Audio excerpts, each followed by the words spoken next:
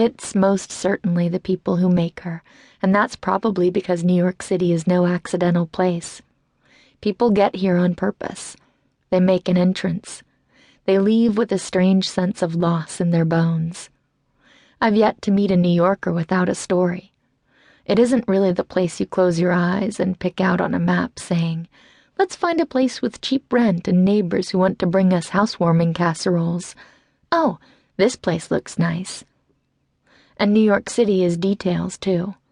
All little details. Yes, if you really pay attention, New York City will shower you at nearly every corner with those kinds of compact moments that shock you and change you and convince you to believe in elements of surprise again. It's full of people who have no idea they're really just art to other passers-by. There are probably thousands of them who head home feeling worthless, like failures, never fully knowing the impact they made on a complete stranger just by walking out to face the world that day. Never fully knowing that they were the beautiful spot in someone else's ordinary day. I like to imagine the details of New York, wide open for you to witness, are just her way of saying, "This life thing you've got is a gift. I'm not concrete. I'm really just a holding spot for all the lives you might just touch." My roommates and I didn't have the typical hurdles of New Yorkers, so that was a blessing. There was no scramble to figure out which borough to live in, or the trial and error of terrifying Craigslist roommates with strange fetishes. There wasn't that internal thought process I've witnessed my friends endure.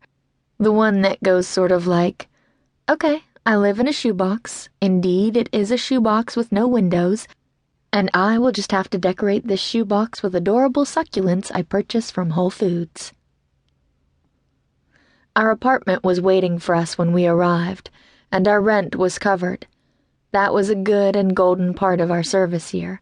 In particular, living expenses were paid for and we were just asked to spend no more than $25 a week, which comes across as much easier when you set the whole thing up like some Survivor challenge. You can get really crafty with only $25.